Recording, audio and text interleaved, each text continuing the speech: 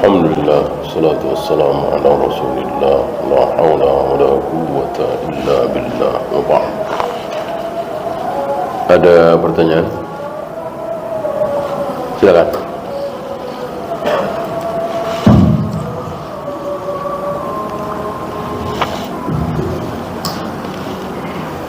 Assalamualaikum warahmatullahi Assalamualaikum. wabarakatuh. Yang pertama, begitu mengampuni Allah. Hari ini kita baik nanti dosa, baik dosa. Lalu umat ada umat Islam ini lagi percaya sama orang lain, menyembunyi insya Allah karena beramal saleh dosa. Lalu sikap kita yang benar umat Islam ini seperti apa? Kalau berbuat benar nggak mungkin terus kan, pasti selingi dengan dosa. Nah, lalu iman kita yang benar-benar betul-betul orang-orang yang soleh itu seperti apa itu pertama. Yang kedua, kita Islam karena keturunan kita. Lalu oleh LDII itu belum dikatakan Islam karena belum syahadat di hadapan mereka. Kita ini kan masyarakat. Terus apakah kita harus syahadat di depan orang tua kita atau di depan ustaz kita atau di depan siapa, atau sudah otomatis kita Islam sejak dari awal? Terima kasih. Ya, mudah jawabannya.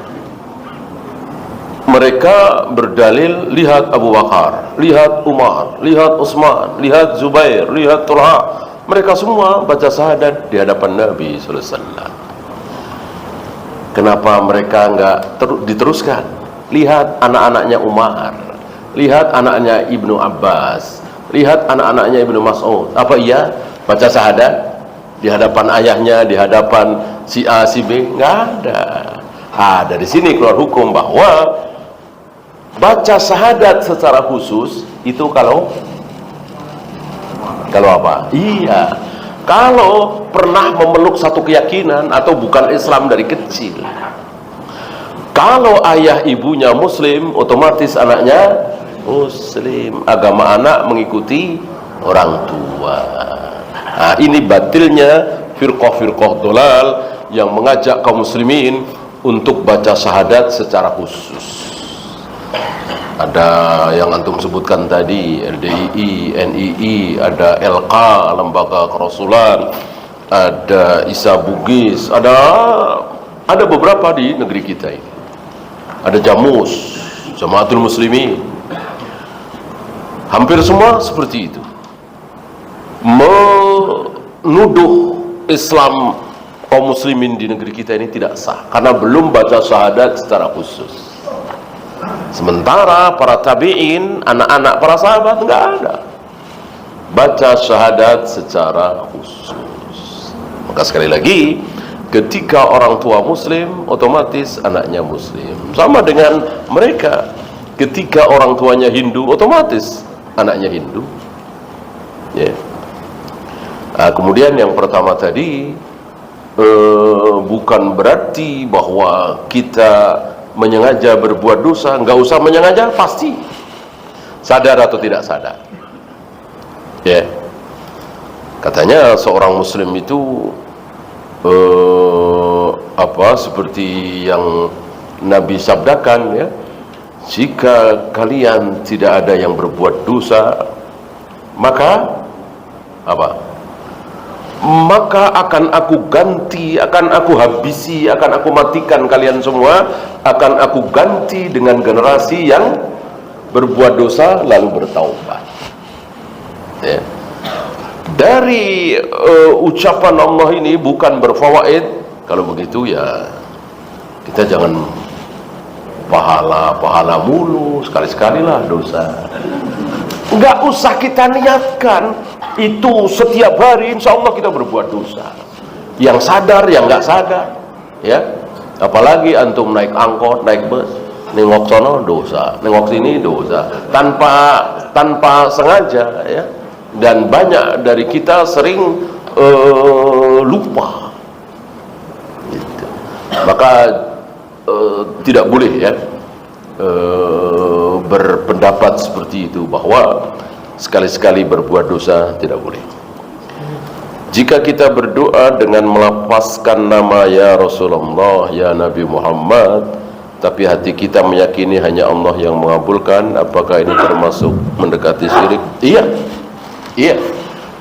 Yang jelas ini kan berdosa dan sia-sia, karena beliau sudah wafat. Tidak boleh kita ajak bicara. Kalau meminta insya Allah enggak, ya. Sudah banyak tahulah, ya. Cuman bicara, ya. Misalnya pas ziarah kubur, ya Rasul, saya dari Rawamangun nih, ya Rasul. Nggak minta apa-apa, cuman ngomong begitu doang. Ya, boleh? Ya jangan. Nggak minta apa-apa, cuman ya curhat aja. Ya, alhamdulillah, bertahun-tahun saya pingin sekali ziarah ke sini ya Rasul. Alhamdulillah baru kesampaian ya Rasul. Nggak boleh. Nggak boleh walaupun tidak minta. Apalagi minta, ya, minta syirik. Jelas. Ya. Artinya Rasulullah itu jangan, ketika kita bicara Rasulullah itu jangan jadi orang kedua. Rasulullah jadikan orang ketiga, ya, yang kita bicarakan. Orang pertama kan yang berbicara kita, orang kedua yang kita ajak bicara. Rasulullah itu harus orang ketiga. Saudara-saudara, tidak ada manusia semulia Rasulullah, begitu. Bukan ya Rasul, tidak ada manusia semulia engkau. Jangan mengajak bicara kepada Nabi sallallahu alaihi wasallam. Lihat hari ini selawat-selawat itu kan, nyanyian-nyanyian itu kan, syair-syair itu, jangan berbicara kepada yang sudah meninggal. Ada lagu-lagu seolah berbicara kepada Aisyah misalnya, jangan.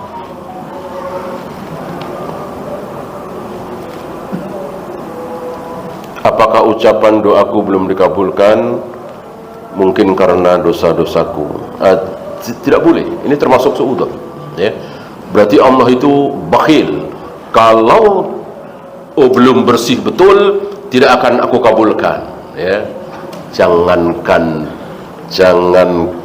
sekedar berdosa, kafir. Ada orang kafir tapi berdoa kepada Allah, bahkan yang disebut cuman Tuhan. Ya Tuhan, balaslah kezaliman si fulan atas diriku. Kafir dia. Bisa dikabulkan oleh Allah? Bisa, dan itu kata Allah sendiri lewat lisan Nabi alaihi salatu wassalam. Ittaqu da'watal madlum. Hati-hati kalian terhadap doa buruk orang yang kalian dolimi, walaupun yang kalian dolimi itu orang kafir, ya. Maka namanya juga berdoa. Sebaliknya si fulan soleh, jarang berbuat maksiat dan berdoa belum juga dikabulkan, mungkinkah? Mungkin. Namanya juga berdoa. Jadi betul-betul berharap, merengek, memohon, gitu.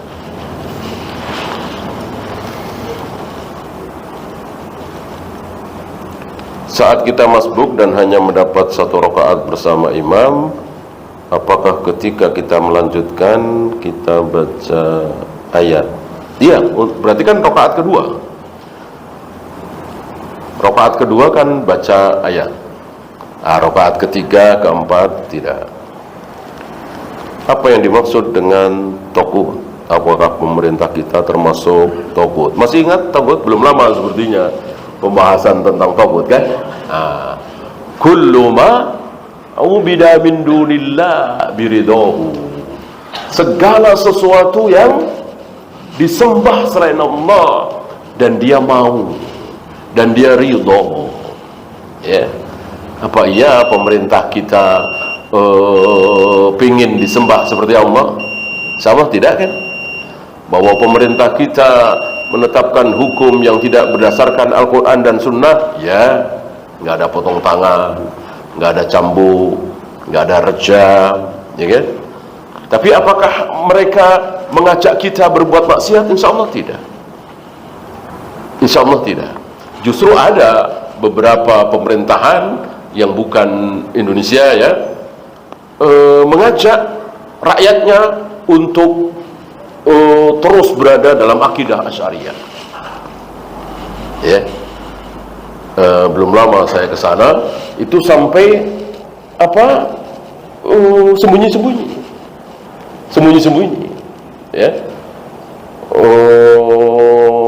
Bahkan di imigrasi saja dipesan-pesan sama panitia, jangan bilang mau taklim, mau ngajar, ya bilang aja jalan-jalan.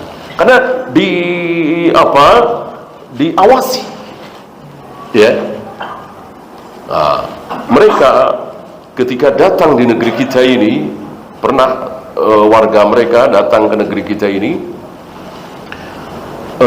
salat Jumat, mendengar khotibnya, ya khotib di Jakarta ini kan luar biasa ya, berani-berani caci banget. Ini luar biasa, berani amat ini khotib. Ya, di sana bikin teks satu negara sama. Ya, maka kita syukuri di negeri kita ini. Mau ngomong ini bid'ah, ini syirik, alhamdulillah nggak ada yang nangkep. Ya, paling yang kesel orang sebelah. Ya kan? Kalau pemerintah membiarkan, kita manfaatkan ini. Mumpung pemerintah kita membiarkan, ya, kita mengatakan tahlilan bid'ah, muludan bid'ah, nggak ada yang nangkep, ya kan? Nah, bahkan yang caci maki luar biasa. Nah, kita kan menyampaikan Al-Quran dan Sunnah, kita manfaatkan. Maka jangan kemudian ya sekedar mari bersedekah, mari bersabar, mari sembah Allah, jangan berzina, jangan minum khamr, jangan berjudi. Ya, ini semua orang tahu, ya. Mumpung bebas kita sampaikan bahwa ini syirik, ini bid'ah, ini khurafat, ini takhayul, ya. Wallahu, ya itu saja. Subhanakallahumma bihamdika asyhadu an la ilaha illa anta astaghfiruka wa atubu ilaik. Assalamualaikum.